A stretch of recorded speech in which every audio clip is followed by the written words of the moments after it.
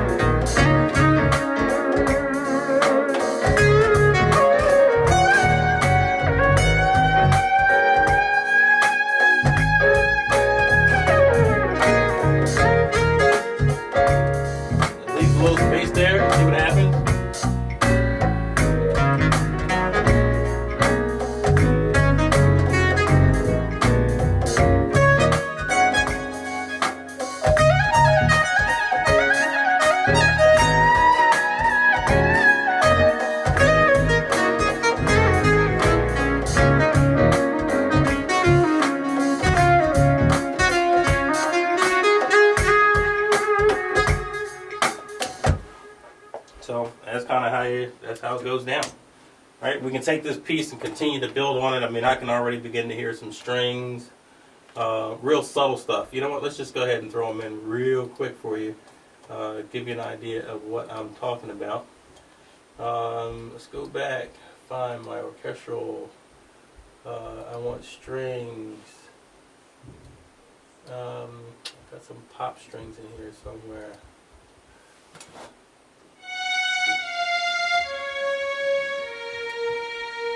That line right there would be plenty. Alright, so let's go ahead and drop it in real fast.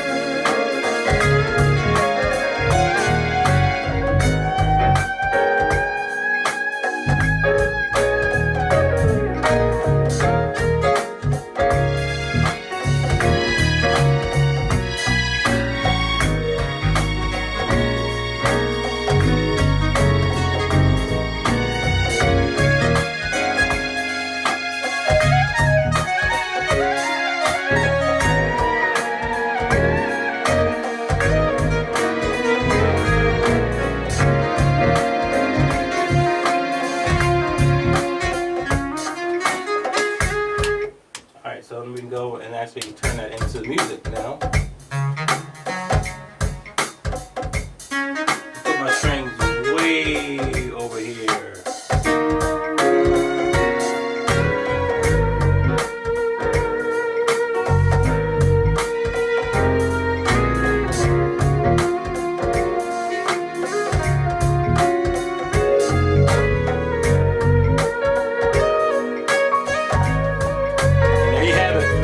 Basic little piece, and there's just a ton of stuff we can do here. So I'm gonna give you a couple other tips as I work my way through this. So let's say we don't have a real drummer that's going to come in and play it. Then what I'm probably going to do is swap out the Logic out of the box drums, go for the BFD drums.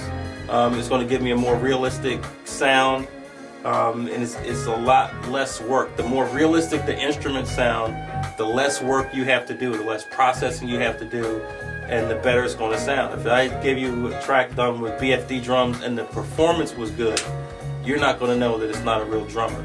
So that makes my job as the producer or the songwriter and arranger a lot easier. The other thing is get as much separation as you can. Right? Never take all your drums, your bass drum, your snare, your hi-hat, and load all that stuff up onto the same track.